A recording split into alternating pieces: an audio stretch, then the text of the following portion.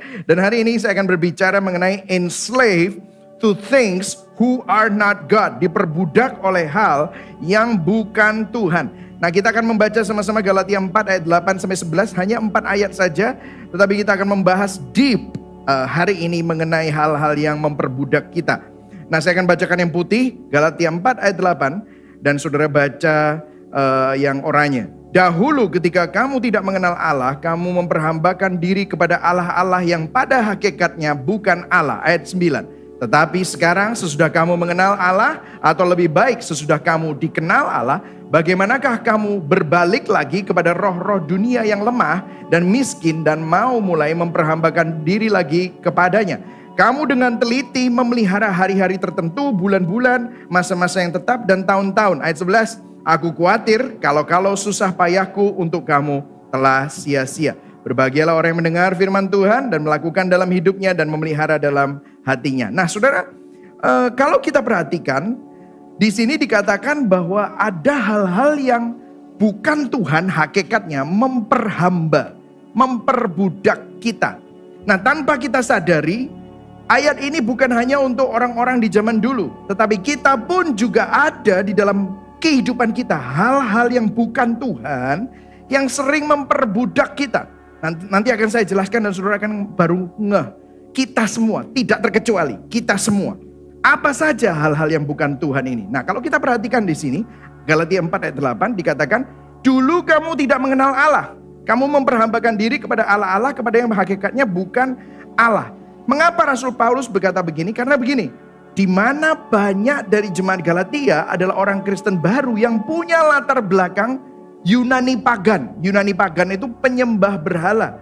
Mereka tidak percaya Tuhan yang di luar ciptaan, tetapi mereka percaya Tuhan ada di dalam ciptaan. Dan mereka menyembah patung-patung dan yang lain-lain. Nah, mungkin saudara bilang, well, itu bukan kami. Nah, apa yang terjadi di Galatia? Kita udah belajar bahwa sekarang firman Tuhan berkata bahwa kamu sekarang udah kenal Tuhan. Lah, kamu kenal Tuhan dan sudah dikenal Tuhan, bagaimana kok kamu kembali lagi kepada roh-roh dunia yang lemah dan miskin dan mau memperhambakan diri lagi kepadanya? Jadi rupanya guru-guru palsu Judaizer yang bilang bahwa Injil gak cukup, Yesus gak cukup. Kamu harus melakukan adat istiadat Yahudi dan melakukan hukum Taurat untuk jadi Kristen. Nah, mungkin saudara tidak melakukan adat istiadat Yahudi lagi dan hukum Taurat lagi. Tetapi prinsipnya tetap sama. Bahwa kita masih bisa diperbudak dengan hal-hal yang bukan Tuhan. Itulah sebabnya poin saya adalah untuk mengkontekstualisasikan. Yang pertama, apa atau siapa roh dunia atau hal-hal yang memperbudak ini. Dan tanpa kita sadari, kita ini diperbudak oleh mereka. Dan bagaimana mereka memperbudak kita. Jadi kita harus tahu apa saja. Yang kedua, apa yang membuat mereka itu memperbudak kita. Dan ketiga, bagaimana kita bisa bebas dari semuanya itu. Oke? Jadi kita masuk ke dalam yang pertama. Apa atau siapapun dunia, roh dunia atau hal-hal yang memperbudak ini. Kalau saudara siap katakan yes. Yes, oke. Nah, firman Tuhan berkata begini. Di ayat 8 ada yang menarik dikatakan. Memperhambakan diri kepada Allah-Allah yang pada hakikatnya bukan Allah. Memperhambakan. Nah, memperhambakan itu bisa memperbudak kata-katanya. Di ayat 3 juga ada. Kita diperhamba oleh roh-roh yang menguasai dunia ini. Apa sih itu? Nah, bahasa Yunaninya adalah, nanti hari ini kita akan belajar 2 bahasa Yunani ya. Ini yang pertama, stoikion. Stoikion atau stoikia, kosmos. Apa artinya? Roh-roh yang menguasai dunia ini di ayat 3. Di ayat 9 juga dikatakan begini, roh-roh dunia yang lemah dan miskin.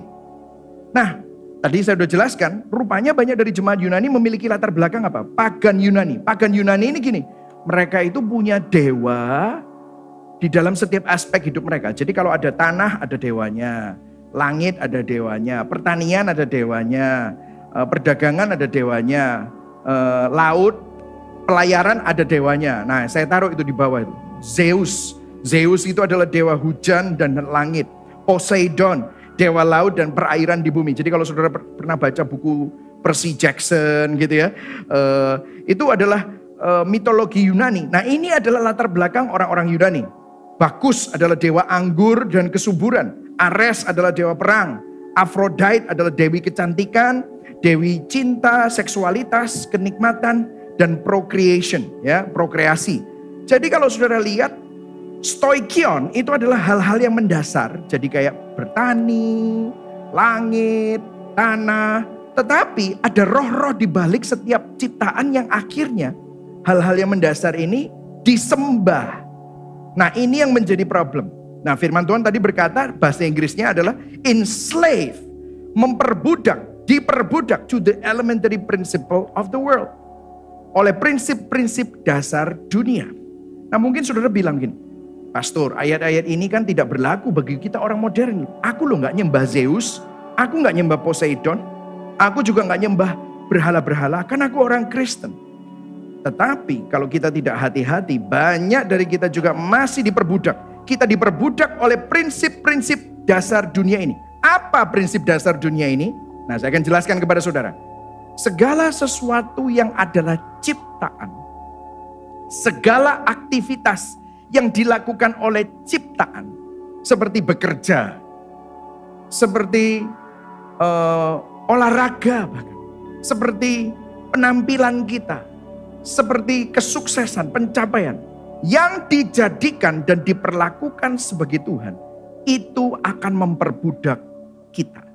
Jadi kalau kita lihat, Rasul Paulus sedang berusaha menjelaskan bahwa musuh Injil, alternatif dari menyembah Tuhan yang benar adalah penyembahan berhala. Nah, berhalanya mungkin bukan patung, berhalanya mungkin bukan hal-hal yang kelihatannya seperti dewa-dewa di zaman dulu. Tetapi semua aktivitas ciptaan atau ciptaan itu sendiri. Istrimu bisa jadi berhala, pacarmu bisa jadi berhala, orang tuamu bisa jadi berhala. Hormat sama orang tua baik.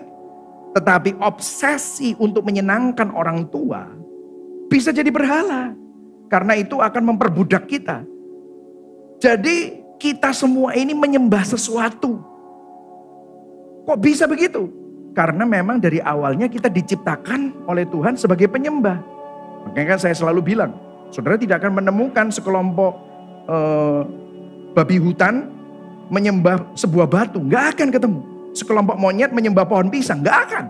Tetapi saudara pergi ke suku yang paling primitif manapun di dunia, saudara akan melihat mereka punya sistem penyembahan. Nah, tetapi manusia semakin kompleks, manusia semakin pinter, sekolahnya makin tinggi, S1, S2, S3, S-teler gitu saudara ya. S terus pinter, baca buku. Yang menjadi berhala mereka bukan lagi patung, tetapi bisa karir, bisa kepinteran, ilmu pengetahuan. Apapun yang kita kejar itu bisa menjadi berhala. Nah, setiap manusia adalah penyembah. Pertanyaannya, bahkan ada manusia bilang, aku gak percaya Tuhan. Mereka tetap menyembah sesuatu. Pertanyaannya bukan apakah kamu menyembah atau tidak, tetapi siapa atau apa yang kamu sembah. Ada saja orang yang menyembah uang, ada yang menyembah kesuksesan. Setiap manusia adalah penyembah. Nah, pola ini sebenarnya bukan hanya Rasul Paulus yang bilang, sudah ada sejak perjanjian lama. Kalau saudara masih ingat ya, waktu manusia mendapatkan, waktu bangsa Israel keluar dari tanah Mesir, mereka diperbudak, tidak punya budaya, sama Tuhan dikasih hukum Taurat. Nah, di hukum Taurat itu ada 10 perintah Allah. 10 perintah Allah itu 2 yang pertama dari 10 perintah Allah di Keluaran 20 ayat 1 sampai 17. 2 yang pertama saya bacakan ya, ayat 3-nya dikatakan begini. Jadi 2 yang pertama dari 10. Nomor 1, jangan ada padamu apa? Allah lain di hadapan. Yang kedua, jangan membuat bagimu patung yang menyerupai apapun yang ada di langit, di atas, yang ada di bumi, atau di bawah air, di bawah bumi. Ayat 5, jangan sujud menyembah kepadanya dan beribadat. Jadi 2 yang pertama dari 10 perintah Allah adalah tentang apa? Penyembahan berhala. Seakan-akan gini ya, kalau saudara datang kepada Tuhan, Tuhan aku ajarono untuk hidup. Rahasia kehidupan ini apa sih Tuhan ajarono? Tuhan, aku kalau pengen tahu hidup berkenan sama Engkau dan hidup sesuai dengan kehendak-Mu itu gimana sih? Tuhan mau ngomong langsung. Hal pertama yang akan Tuhan sampaikan adalah bicara sama kita tentang penyembahan berhala. Langsung 2 hal ini langsung pertama kali penyembahan berhala. Ternyata penyembahan berhala itu sangat bahaya. Nah, di perjanjian lama banyak cerita-cerita tentang berhala dihancurkan. Nah, tapi kalau di perjanjian baru jarang. Karena apa? Masyarakatnya semakin advance. Tapi tetap saja hal ini masih ada. Nah, salah satu petunjuk yang paling paling kelihatan menarik itu saya bisa bicarakan itu adalah di kitab 1 Yohanes. Nah, di kitab 1 Yohanes ini ya, kalau saudara perhatikan kitab 1 Yohanes itu ada 5 pasal, ada 105 ayat. Isinya kitab 1 Yohanes itu apa? Supaya kita itu hidup di dalam terang. Kamu tuh sekarang anak terang, bukan anak gelap. Jangan hidup di dalam kegelapan. Kelakuanmu jangan seperti orang-orang yang ada di dalam kegelapan. Oke, puji Tuhan. Terus kemudian ada definisi kasih. Kasih, titik 2. Bukan kamu yang mengasihi Tuhan, tetapi Tuhan yang mengasihi kamu. Allah adalah kasih. Itu isinya 1 Yohanes. Hidup bersama Tuhan, bersekutu dengan Tuhan. Tapi yang aneh, 105 ayat. Jadi 104 ayat ngomongin tentang hidup dalam terang, bersekutu dengan Tuhan, hidup dalam kasih. Ayat yang terakhir aneh, ngomong gini. Seakan-akan gini. Itu semua baik ya. Terus, aku kelupaan satu. Kayaknya seakan-akan gitu. Ayo baca sama-sama. 1, 2, 3. Anak-anakku, waspadalah terhadap segala berhala. Ini ayat yang terakhir di 1 Yohanes. Jadi 5 pasal itu, ayat terakhir begini. Masa Yohanes itu kayak gini, lagi ngomong-ngomong tentang bersekutu dengan Tuhan. Terus, aku lali satu hal. Hati-hati ya sama berhala. Masa gitu? Enggak. Waktu saya selidiki, kenapa ya kok ayat ini kok bisa nyempil sendiri? Apa yang dimaksudkan? Maksudnya begini saudara. Rasul Yohanes mau menyimpulkan. Kalau kita gagal untuk hidup dalam Tuhan. Atau gagal untuk hidup dalam kasih. Atau gagal untuk hidup bersekutu dengan Tuhan. Kalau kita punya masalah dan pergumulan dalam hidup kita, sebenarnya kalau ditelusuri, itu adalah masalah penyembahan berhala. Penyembahan berhala. Duh, kok bisa gitu pastor? Nanti saya akan jelaskan. Nah, salah satu seorang yang namanya Martin Lloyd Jones, dia pernah berkhotbah eksposisi untuk ayat tadi. Ayat tadi itu satu ayat, dia mengeksposisikan, terus dia cerita begini. Di dalam saya membaca khotbahnya, ini ditulis tahun 1948. Ini khotbahnya. Jadi khotbahnya dibikin buku gitu, dibilang gitu. Bahaya dan musuh terbesar yang kita hadapi bukanlah masalah perbuatan atau tindakan kita, tetapi penyembahan berhala. Mungkin terdengar sangat aneh bagi beberapa orang. Orang berpikir bahwa di atas segalanya kita perlu diperingatkan untuk tidak melakukan hal-hal yang berdosa. Tetapi perbuatan dan tindakan kita selalu merupakan hasil dari hati dan pikiran kita. Yohanes dalam suratnya 1 Yohanes mengambil prosedur yang sama dengan 10 perintah Allah. Di mana melalui firman ini kita belajar bahwa bahaya terbesar adalah penyembahan berhala. Saudara, dosa mengakibatkan pencarian kesenangan manusia, pencarian cinta manusia, itu bukan lagi kepada pencipta, tetapi kepada ciptaan. Mestinya hati kita itu kepada Tuhan. Tetapi karena dosa, akhirnya salah arah, orientasinya salah. Makanya kita carinya kepuasan bukan kepada Tuhan, tetapi kepada ciptaan. Yang akhirnya menghancurkan diri sendiri. Jadi kalau kita bohong, kita marah, kita iri, kita takut, kita berzina, itu kan semua dosa perbuatan ya. Tetapi dosa perbuatan, behavioral sin, itu akarnya bukan kebiasaan buruk, bukan. Tetapi dosa yang ada di dalam hati ini yang menyembah berhala.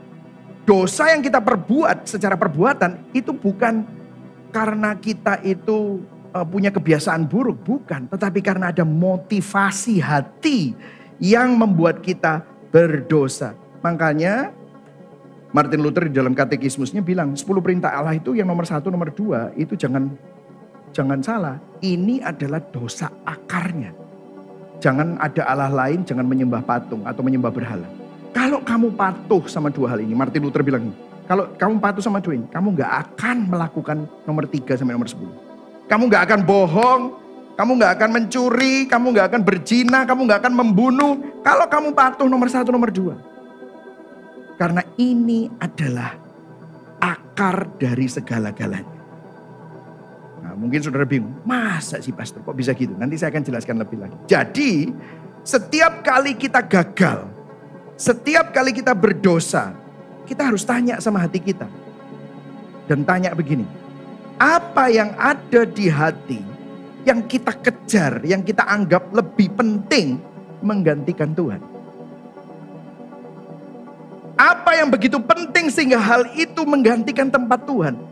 Sehingga kita kejar hal itu lebih daripada segala-galanya. Ada orang yang setia kawan, dia kejar teman, mati-matian, bahkan rela mengorbankan segala-galanya demi teman. Ada orang yang kejar mengorbankan istri, anak-anaknya demi pekerjaan, karir. Ada orang kejar omset sampai dia mengabaikan kesehatannya. Ada orang kejar untuk menyenangkan dan membahagiakan anak-anak. Baik gak itu? Baik. Tapi kalau sampai itu memperbudak kita, nanti saya akan jelaskan gimana itu memperbudak. Itu bisa jadi berhala. Apa yang ada di tempat Tuhan yang menyebabkan saudara dan saya melakukan sesuatu? Apa yang menurut kita mutlak diperlukan dan harus terjadi untuk kita miliki? Itu adalah berhala kita. Ada sesuatu selain Tuhan yang menjadi keindahan kita, penyelamat kita, harga diri kita, dambaan hati kita, hasrat tertinggi kita, keberhargaan, harga diri kita. Hal yang terbaik yang menurut kita itu sangat penting. Kemudian meneruskan ya, Dr. Martin Lloyd Jones mengenai berhala, dia bilang begini, berhala adalah apapun dalam hidup kita yang menduduki tempat yang seharusnya diduduki oleh Tuhan saja. Berhala adalah apapun yang menjadi pusat dalam hidup kita. Hal apapun yang terpenting bagi kita. Berhala adalah apapun yang menjadi sumber kehidupan dan menjadi tempat kita bergantung. Apapun yang menggerakkan, membangkitkan minat, menarik, mempengaruhi kita adalah sebuah berhala. Berhala adalah apapun yang kita sembah, yang menyita banyak waktu, perhatian, energi, dan uang kita.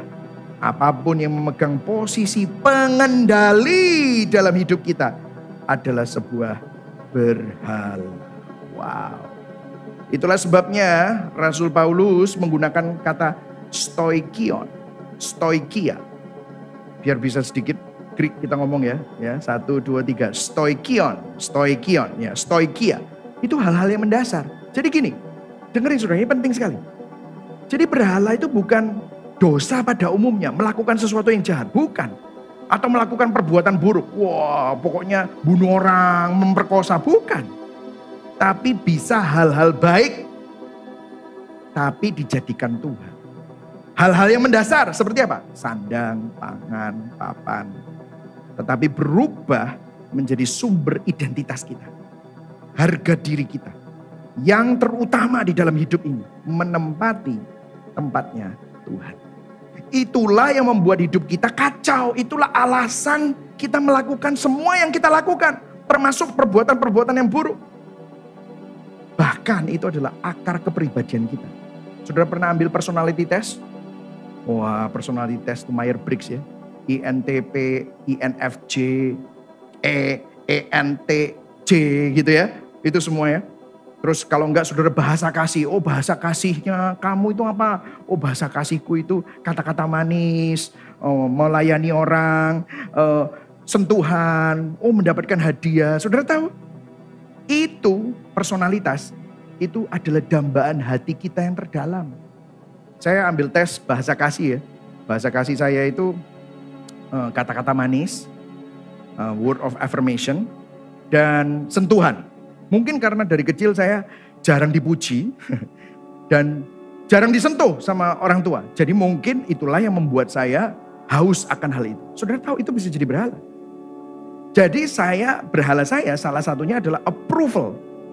Saya itu ingin diterima oleh orang dan menyenangkan orang dan saya sangat peduli tentang pikiran orang terhadap saya. Nah, waktu saya nikah sama Novi bahasa kasihnya lain. Novi bahasa kasihnya quality time sama acts of service. Acts of service itu melayani. Kalau saya bahasa kasih sama sentuhan. Pas lagi dia kora-kora, saya datang ngelus-elus dia. Aduh apa sih ini? Aku loh kora-kora gitu. Terus udah gitu saya suka ngomong-ngomong ngerayu-ngerayu gitu kan, bahasa manis kan saya, bahasa manis gitu. Dia biasa aja. Terus saya bingung, kamu tuh sayang gak sih sama aku? Oh, kok saya jadi cewek ya gitu. Kamu itu sayang gak sih sama aku? Loh aku sayang, apa buktinya? Loh aku loh udah nyiapin kamu kopi, aku ngelipetin bajumu, rumah aku vakum, aku ngerapiin rumah. Itu adalah bahasa nunjukin aku sayang sama kamu. Terus saya bilang, bukankah itu yang semestinya kamu lakukan? Gitu. Wah marah dia. Gendommu tak aku. Gitu saudara. Babumu tak aku gitu ya. Ya, enggak gato. Tapi saudara tahu, itu semua bahasa-bahasa kasih yang muncul dalam kehidupan kita. Itu adalah dambaan hati yang terdalam. Lumrah enggak? Lumrah. Tetapi kalau itu yang kita kejar, itu yang menjadi obsesi kita, menjadi fokus kita, maka itu bisa jadi berhala. Jadi ketika sesuatu yang baik menjadi yang terutama, menjadi Tuhan kita, berhala kita, itu yang dipakai iblis untuk menghancurkan kehidupan kita. Jadi saudara lihat ya, ternyata penyembahan berhala ini akar dari banyak sekali dosa dalam hidup kita. Nah, bagaimana hal-hal itu memperbudak? Masa si pastor itu memperbudak? Itu kan bagus. Kan kita kalau mau sukses pencapaian itu kan kita harus punya drive. Supaya kita jadi nomor 1. Perusahaan itu kan harus maju jadi orang hebat. Iya, bagus gak? Bagus, tapi dengerin. Gimana hal itu memperbudak kita? Saya gak bilang itu salah loh. Tapi nanti di sini kita akan lihat bagaimana Alkitab menunjukkan rahasianya itu yang membuat memperbudak itu apa.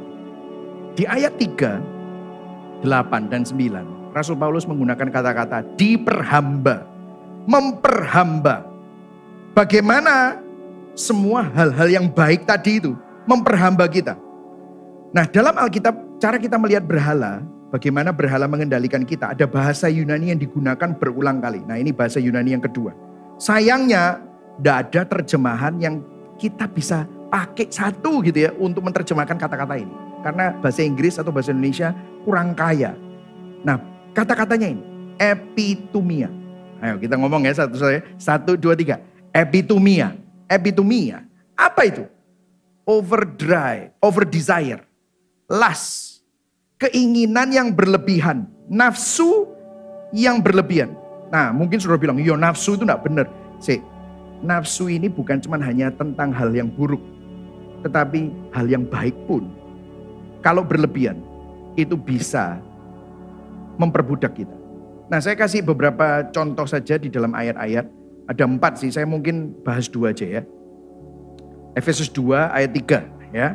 Sebenarnya dahulu kami semua juga terhitung di antara mereka, orang berdosa. Ketika kita hidup di dalam apa saudara? Hawa nafsu. Nah, hawa nafsu ini epitumia. Hawa nafsu apa? Daging. Dan menuruti kehendak daging dan pikiran kita yang jahat. Pada dasarnya kami adalah orang-orang yang harus dimurkai, sama seperti yang lain. Jadi kata-kata ini dipakai berkali-kali oleh Rasul Paulus dan juga oleh penulis-penulis Alkitab. 1 Yohanes, jadi Yohanes juga pakai kata-kata ini. Sebab semua yang ada di dalam dunia, 1 Yohanes 2 ayat 16, yaitu apa? Keinginan daging, keinginan mata. Keinginan ini bahasanya apa? Epitumia. Ayo katakan sama-sama, 1, 2, 3, epitumia. Nah, ini berkali-kali. Jadi gini saudara, nafsu dalam Alkitab bukan hanya berbicara mengenai keinginan untuk melakukan perbuatan jahat. Oh misalnya berzina, oh aku nafsu sama orang yang bukan pasanganku. Bukan itu saudara. Tapi nafsu di sini, di dalam Alkitab juga berarti saat kita memiliki keinginan yang berlebihan untuk sesuatu yang baik, akhirnya menciptakan berhala. Saya kasih contoh, sukses bagus gak? Bagus, baik. Tetapi waktu kita bernafsu berlebihan, keinginan yang berlebihan untuk menjadi sukses supaya dianggap orang, itu bisa jadi berhala yang memperbudak. Kalau kita kepingin terkenal supaya dianggap orang, karena sekarang masih ketek gitu misalnya saudara, contoh gitu ya, itu akan jadi berhala. Kalau kita bernafsu untuk mendapatkan cinta pacar saudara, itu bisa jadi berhala. Kalau kita bernafsu untuk mendapatkan pencapaian, karena kalau dapat itu saudara nanti jadi merasa aduh aku ini happy. Padahal belum tentu. Itu akan memperbudak. Kalau kita bernafsu yang berlebihan untuk membuat anak-anak kita hidup bahagia. Loh bagus kan? Bagus. Tapi kita obses tentang hal itu. Itu bisa jadi berhala. Jadi begini mekanismenya. Mekanismenya gini. Maka iblis itu akan pakai menggoda kita. Berhala itu akan datang gini. Kalau kamu punya aku, maka kamu akan bahagia. Saya kasih contoh. Oh kalau omsetmu sak gini. Wah nanti orang-orang itu bilang, Michael itu orang hebat. Nanti kalau pabrikmu sudah berapa? Oh nanti orang hebat. Oh nanti kalau fotomu sudah masuk di buku tahunannya perusahaanmu. Kamu dianggap orang top. Kalau papa mamamu ngomong, kamu itu anak yang baik. Sampai ngomong kayak gitu, wah kamu pasti happy. Tidak ada yang lebih happy kalau menyenangkan hati orang tua. Wah. Kalau anak-anakmu nanti ya, bisa main biola, bisa main piano, bisa main tenis, bisa main golf, bisa main semua lah pokoknya. Terus habis itu dapat beasiswa sekolah di luar negeri. Wah wis, memang kamu itu orang tua jamin. Jika kamu memiliki aku, maka kamu akan bahagia. Itu adalah godaan berhala. Sehingga apa? Menciptakan ilusi kebohongan yang mengubah keinginan yang normal. Loh baik kan? Semua tadi yang saya sebutkan baik. Menjadi keinginan yang berlebihan yang akhirnya memborgol tangan kita, memperbudak. Karena itu kita punya nafsu obsesi yang berlebihan yang bisa menjadi suatu hasrat atau ambisi yang mati-matian terus kita kejar dan kita rela korbankan apapun untuk mendapatkan itu. Saya kasih contoh. Saya kasih contoh gini. Mungkin saudara bilang, masa sih kayak gitu.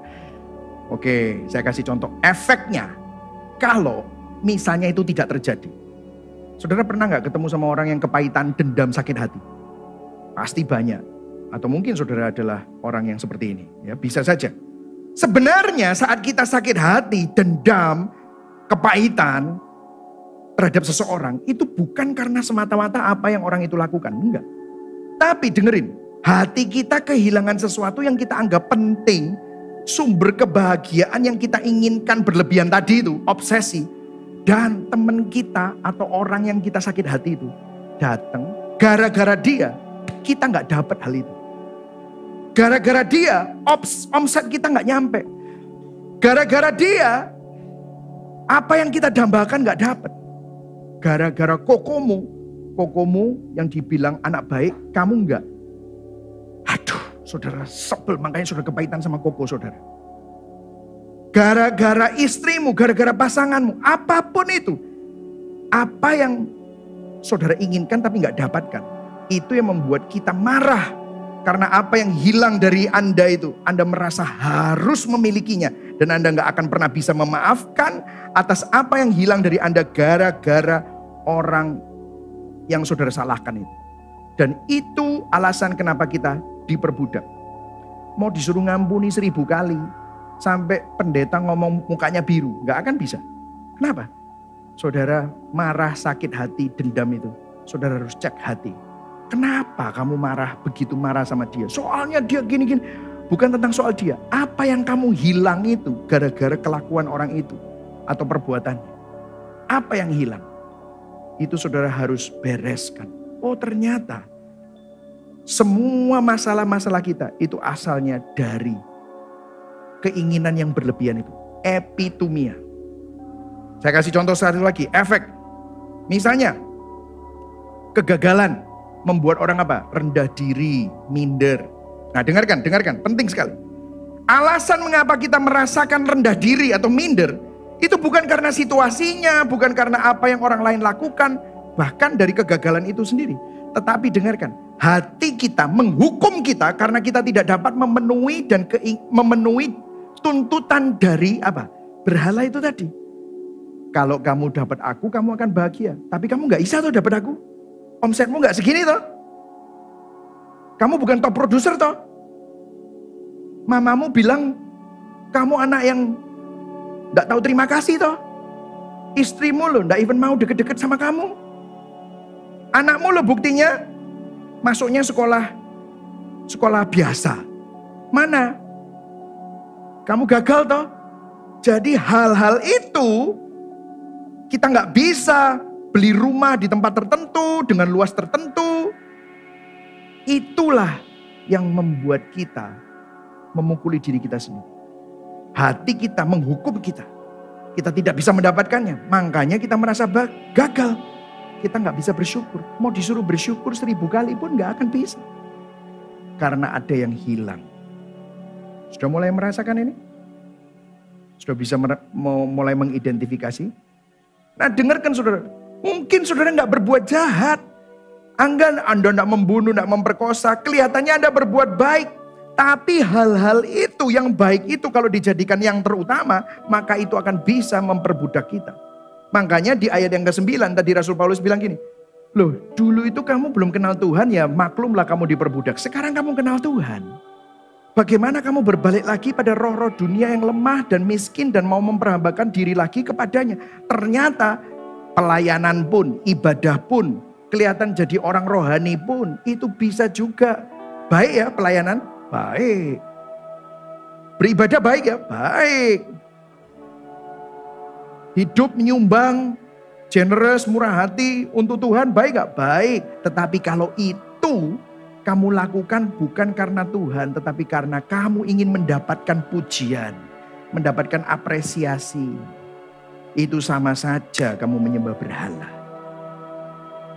Dan kalau kamu gak dapetin apresiasi, kamu gak dapet pujian, atau mungkin kamu gak dapat apa yang kamu mau. Dan Tuhan tidak menjawab doamu misalnya. Kamu marah. Kamu sakit hati. Sama saja kamu tetap diperhamba oleh roh-roh dunia. Epitumia, stoikion itu tetap aja memperhamba kamu. Saya kasih contoh lagi. Nih contohnya. Orang yang menyembah uang sering berpikir dia adalah pekerja keras. Loh, kerja keras bagus gak? Bagus. Tetapi kalau kerja keras itu kita bernafsu sampai kerja keras untuk mendapatkan sesuatu dan saudara pikir yang saudara mau dapatkan itu akan membawa kebahagiaan, identitas, sumber jati dirimu. Maka saudara tetap saja saudara menyembah berhala. Orang yang menyembah anaknya sering berpikir mereka mengasihi anaknya. Kita pikir, loh aku melakukan semua ini untuk anakku. Tetapi saudara melakukan itu semua karena nafsu yang berlebihan. Keinginan yang berlebihan. Untuk mendapatkan sesuatu supaya saudara nanti bisa bangga. Kalau anakmu seperti itu, waduh nanti aku bahagia. Begitu anaknya tidak mampu. Begitu ada hal-hal yang tidak memungkinkan ini terjadi. Begitu anaknya kurang ajar sedikit, tidak mau nurut. Wah bisa marah. Jadi sebenarnya Anda tetap diperhamba. Orang yang menyembah pelayanan sering berpikir mereka melayani Tuhan dan mengasihi Tuhan. Loh aku mengasihi Tuhan, aku melayani Tuhan. Berapa banyak orang melayani Tuhan tidak dapat apresiasi langsung apa? Berhenti pelayanan. Betul kan? Berapa banyak orang pelayanan begitu ada masalah dengan teman sepelayanan, teman se-CG. Tidak cocok personalitinya. Apa yang terjadi? Wes, gak pelayanan-pelayanan, aku tak mundur. Apa? Kenapa? Kenapa kok bisa seperti itu? Kamu katanya melayani Tuhan. Kamu katanya hamba Tuhan. Loh kok bisa? Oh ternyata diperhamba oleh stoikion. Karena kita epitumia bukan sama Tuhan.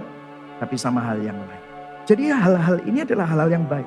Dan saudara, apapun yang kita kejar kalau itu bukan Tuhan dan itu adalah berhala, berhala selalu mengecewakan. Berhala tidak pernah menepati apa yang dijanjikan. Berhala tidak mampu menyelamatkan. Berhala selalu meninggalkan saudara dan saya kecewa, putus asa, sendirian dan hancur. Saudara. That's exactly what happened. Nah minggu lalu kita sudah sempat bicara tentang kasih Bapa ya. Kita pakai perumpamaan anak yang hilang di Lukas 15. Nah minggu lalu kita bicara tentang anak yang hilang yang melarikan diri minta warisan sama papanya, terus foya-foya, mabuk-mabukan sampai hartanya habis. Nah kita minggu lalu nggak ngomong tentang anak yang sulung. Loh saudara tahu anak yang sulung? Ini anak yang sulung ini alim hidupnya. Anak yang sulung itu dapat warisan juga, warisannya nggak dihambur-hamburkan. Tapi waktu adiknya pulang, dia marah sama bapaknya, dia nggak mau masuk. Kalau minggu lalu kita lihat bahwa anak yang hilang itu dicium oleh bapaknya, anak yang sulung ini dia ngambek sama bapaknya keluar juga. Loh kenapa kamu marah? Adikmu kan hilang, sekarang udah ditemukan. Dia ngomong kayak gini, ini baru ketahuan aslinya. Ketahuan aslinya. Lukas 15 ayat 29, dia berkata gini. Telah bertahun-tahun aku melayani Papa. Belum pernah aku melanggar perintah Bapak. Mosok. Ya, kalau papanya bilang, "Oh, mosok, ekstrim, jamilan, suci." Nah, ini loh saudara, gak kroso. Dan tetapi kepadaku, oh ini loh, alasannya. Belum pernah Bapak berikan seekor anak kambing untuk bersuka cita dengan sahabat-sahabat. Wih, ternyata ujung-ujungnya apa? Kambing. Ujung-ujungnya. Untuk apa? Untuk dapetin penerimaan papanya. Loh. Terus papanya, kamu itu selalu bersama dengan aku. Papanya ngomong gitu. Kamu selalu bersama dengan aku. Lihat, anak ini sangat bermoral loh. Sangat baik, sangat religius. Kelihatannya dekat sama papanya. Melakukan semua yang dikatakan papanya. Tapi tetap aja diperbudak. Betul? Kalau yang anak yang hilang, kembali dia bilang, aku tak jadi orang upahan. Oh yang ini alim, nurut, dekat sama. Tapi tetap aja pikirannya sama seperti orang upahan, budak. Jadi inti dari perumpamaan ini, Yesus mau bilang, baik anak yang hilang maupun anak yang sulung, kedua-duanya hilang. Gak satu pun dari anak-anak itu ngerti hati papanya. Keduanya hanya menggunakan bapaknya untuk dapetin sesuatu. Itulah berhala, saudara. Berhala itu membuat kita ingin jadi Tuhan. Mau in control karena punya agenda sendiri. Mau jadi penyelamat sendiri. Mau mengendalikan hidupnya sendiri. Poin dari Yesus, kamu mungkin gak seperti anak yang hilang. Kamu gak foya-foya mungkin. Kamu gak mabuk-mabukan dengan pelacur. Mungkin kamu bisa sangat alim beragama. Tapi hatimu menyembah berhala. Hatimu diperbudak oleh stoikion. Hal-hal yang kelihatannya baik. Tapi kamu nafsu berlebihan. Sehingga itu memperbudak kamu. Yesus mau bilang, orang beragama dan suka ibadah justru lebih bahaya. Karena mereka nggak sadar saat mereka ada di dalam perbudakan dan secara spiritual, mereka mati rohani. Mungkin saudara bilang, wow. Waktu saya menyiapkan ini, saya pun juga harus bertobat. Saya bisa membuat pelayanan ini menjadi identitas saya. Pelayanan baik nggak baik. Tetapi kalau pelayanan menjadi identitas saya, jati diri saya, siapa saya di hadapan Tuhan, maka pencapaian lagi. Itulah hati manusia begitu jahat. Itu yang memperbudak, makanya saya bisa marah. Jadi pertanyaannya begini, hal apa yang memperhamba kita yang bukan Tuhan? Hal baik kalau diangkat menjadi hal yang terutama, itu akan memperbudak kita. Dan kita bisa saja melakukan hal-hal yang baik. Tetap aja kita menyembah berhala. Jadi begini saudara. Saudara bisa alim, bisa rajin beribadah. Itu bisa memperbudak kalau kita melakukan itu semua untuk mendapatkan sesuatu. Sesuatu itulah berhalanya yang memperbudak kita. Nah pertanyaannya adalah, bagaimana kita bisa merdeka dari hal-hal? Sebenarnya Rasul Paulus memberikan petunjuk. Nah ini petunjuknya. Dia bilang begini di ayat yang ke-9. Ayo baca sama-sama ya, kita sama-sama baca semua. Sampai yang di atas. 1, 2, 3. Tetapi sekarang sesudah kamu mengenal Allah, atau lebih lagi, lebih baik sesudah kamu dikenal Allah. Bagaimanakah kamu berbalik lagi? Jadi dia bilang begini, kalau kamu melakukan dua hal ini, kamu gak akan berbalik. Maksudnya gini, Rasul Paulus mengajarkan apa yang primer di dalam iman Kristen. Apa yang penting di dalam iman Kristen. Iman Kristen itu bukan tentang disiplin rohani, kamu harus doa, baca Alkitab, ibadah. Meskipun itu bagus ya, saya nggak menentang itu dan itu perlu dilakukan. Tetapi bukan tentang itu. Bukan tentang perbuatan kita, bukan tentang apa yang boleh kita lakukan atau tidak boleh kita lakukan. Iman Kristen bukan tentang itu. Tetapi lihat, dikatakan gini, sesudah kamu mengenal Allah, atau lebih baik, sesudah kamu dikenal Allah. Apa yang primer di dalam iman Kristen? Dengarkan saya. Ini adalah Injilnya. Bahwa you are known by God. Kamu itu dikenal Allah. Meskipun kita ini gak layak untuk dikenal Allah, pada akhirnya apa yang membuat kita menjadi orang Kristen adalah bahwa Tuhan mengenal kita. Tuhan mengasihi kita. Tuhan telah memilih kita. Tuhan telah memberikan kasih karunia dan belas kasihannya kepada kita. Bukan karena kita ini layak, bukan karena kita hebat, tetapi karena Dia yang berinisiatif. Dia yang memberikan anugerah kepada saudara dan saya. Itu adalah petunjuk bagaimana kita bisa lepas. Gimana pastor itu kok bisa membuat kita lepas? Oke. Ada salah satu ayat yang menunjukkan bagaimana Rasul Paulus bereaksi pada saat dia dihakimi dan dituduh dan difitnah yang enggak sama orang-orang. Di 1 Korintus 4 ayat 3-4. Dia bilang begini, dia waktu bereaksi, dia dituduh, difitnah, diomongin yang enggak sama orang-orang, dia jawabnya santai sekali. By the way, ini adalah versi AGS. AGS itu saya juga baru tahu, ini ada versi Alkitab ini. AGS itu ada Alkitab gratis untuk semua. Wah, keren ya saudara ya, AGS. Nah, ini kata-katanya, ini paling enak bacanya ya saudara. Soalnya yang bahasa terjemahan baru mungkin agak terlalu baku. Dia bilang gini, dia dituduh macam-macam. Dia bilang, bagi saya tidak menjadi soal jika kalian atau orang lain menilai saya. Bahkan saya tidak menilai diri saya sendiri. Saya tidak tahu jika saya melakukan perbuatan yang salah, tapi hal itu tidak membuat diriku benar. Tuhanlah yang berhak menilai saya. Dia bilang gini, harga diriku itu bukan dari apa yang kamu omongkan. Harga diriku, jati diriku itu bukan dari opini orang. Kamu bisa ngomong aku jahat, kamu bisa ngomong, tapi yang tahu hatiku itu Tuhan. Dan Tuhan yang berhak menilai saya. Dan Tuhan memberikan anugerah kepada saya.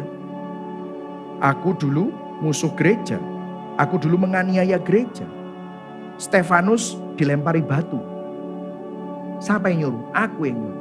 Tapi Yesus menghampiri aku. Seakan-akan Paulus mau ngomong kayak gitu. Jadi gini, gimana caranya ngalahin berhala? Dengarkan saudara. Berhala apapun membuat kita diperbudak oleh suatu penilaian orang. Jika penyembahan berhala kita itu adalah apa? Cari teman, pengakuan manusia, popularitas, maka hidupmu, naik turun hidupmu, kesedihan dan kegembiraanmu itu semua tergantung dari opini orang. Betul atau enggak? Makanya saya kan selalu ngomong gini, why are some people, kenapa kok orang itu spend money that they don't have, to buy the things that they don't need, to be approved by people that they don't like. Mereka menghabiskan uang yang mereka tidak miliki dengan hutangan, beli barang yang mereka tidak butuhkan, untuk apa? Untuk dianggap sama orang yang mereka gak suka. Nah ini diperhamba. Karena apa? Berhalanya adalah diakui. Prestasi, pencapaian, gelar. Maka saudara akan selalu tergantung sama pemikiran kolega-kolega Anda. Kalau ada orang yang mengkritik, bisa gak tenang. Anda religius, Anda beragama, Anda rajin beribadah, maka Anda akan selalu berusaha untuk kelihatan rohani. Sehingga orang menganggap Anda sangat saleh. Jadi apapun itu selalu tergantung sama penilaian orang. Dan berhala itu selalu memperbudak kita sehingga kita tergantung sama orang ngomong apa, papa ngomong apa, keadaan ngomong apa. Jadi kita ini gak bisa tenang. Kenapa? Keadaan dunia kan selalu naik turun. Orang ngomong ABC macam-macam. Hari ini bisa bilang bagus, besok bisa bilang jelek. Pagi-pagi bisa menerima, sore bisa menolak. Macam-macam. Ini membuat kita naik turun hidupnya. Tapi dengarkan, di dalam Injil, dengarkan. Performa kita tidak berarti. Dan tidak menentukan identitas kita. Yang penting adalah apa yang Tuhan pikirkan tentang Anda di dalam Kristus. Kenapa? Karena performa Kristus. Melalui performa Kristus bahwa Tuhan mengenal kita. Tuhan mengasihi kita. Tuhan memilih kita. Tuhan berkenan kepada kita. Bukan karena kita layak dikenal. Bukan karena kita layak dikasihi. Bukan karena kita layak dipilih. Kita lo mengkhianati Tuhan berkali-kali. Kita lo gagal berkali-kali. Bukan karena dia layak untuk memberikan perkenanannya kepada kita. Bukan. Tetapi semata-mata karena dia berinisiatif dan memberikan anugerah kasih karunia kepada saudara dan saya. Yang setuju katakan amin. Itu. Kenali Tuhan yang mengasihi kita. Kenali. Kamu sudah dikenal Tuhan. Tuhan sudah memberikan anugerah. Kenali dia. Jangan kejar berhala-berhala. Dengarkan saya. Berhala-berhala itu tidak pernah mati buat saudara.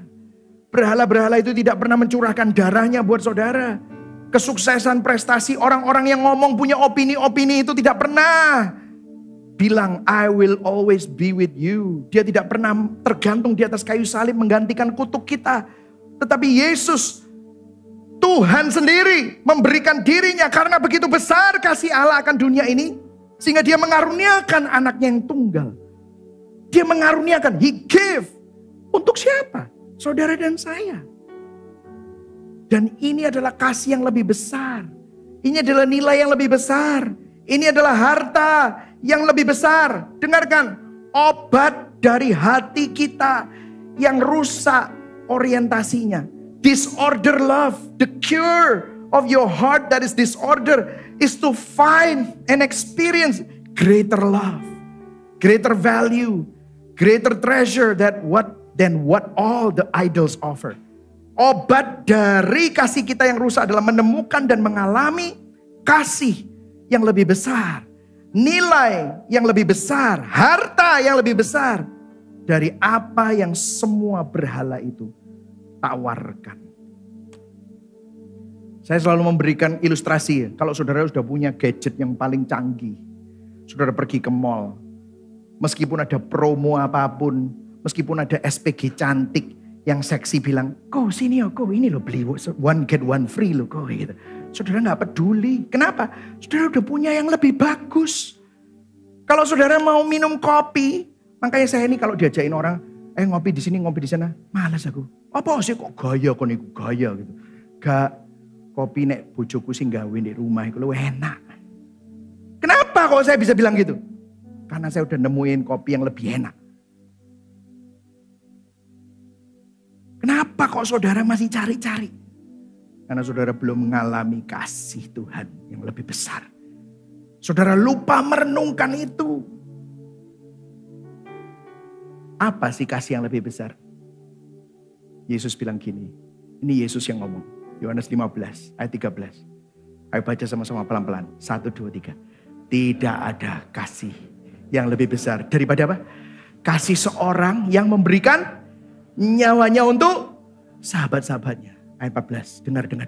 Kamu adalah sahabatku. Ayat 16, bukan kamu yang memilih aku, tetapi akulah. Berikan tepuk tangan buat Tuhan. Wow, ini loh kasih yang lebih besar. Dengerin, layak gak kita disebut sahabat? Gak layak. Layak gak kamu dipilih? Layak gak saya dipilih? Gak layak. Kalau Tuhan lihat resume saya, kalau Tuhan lihat hati kita yang bobrok penuh kejahatan. Kita mengkhianati dia. Kita melacurkan diri. Sudah dipilih jadi mempelai Kristus. Kita selalu berselingkuh sama berhala. Tapi Tuhan tetap pilih. Tuhan berikan nyawanya. Dengarkan. Disalib Kristus memberikan nyawanya. Mendapatkan penilaian terburuk. Dikhianati, dikecewakan, dihukum, ditolak. Supaya kita yang adalah musuh Allah. Menerima kasih yang terbesar. Penilaian yang tertinggi. Pembelaan yang terbesar. Pengharapan yang tidak mengecewakan. Pengampunan yang tidak bisa dibayar oleh apapun. Perkenanan yang paling mulia. Supaya saudara menjadi sahabat-sahabat Allah. Berikan tepuk tangan buat Tuhan. Wow, ini yang Tuhan lakukan. Gimana kita ngalami ini? Pandang, renungkan karya salib Kristus. Only in the cross you will find and experience the greatest love, the greatest value, the greatest treasure. Hanya pada salib Kristus kita akan menemukan dan mengalami kasih yang terbesar. Nilai dan harta yang terbesar dibanding semua berhala. Berhala itu gak pernah memberikan janjinya, menepati janjinya. Tapi Yesus, dia mati menggantikan saudara. 2 minggu yang lalu saya sempat menunjukkan diagram ini. Waktu engkau sadar bahwa Tuhan begitu kudus, tapi engkau sadar engkau begitu bobrok, begitu berdosa. Jangan kejar yang lain, pandang salib. Jembatan yang menjembatani kekudusan Kristus dan keberdosaan kita adalah apa? Salibnya. Di mana kita sadar akan kecukupan Kristus.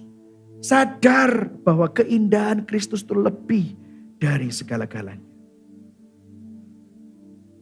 Agustin bilang begini, "You have made us for yourself, O Lord, and our heart is restless until it rests in you."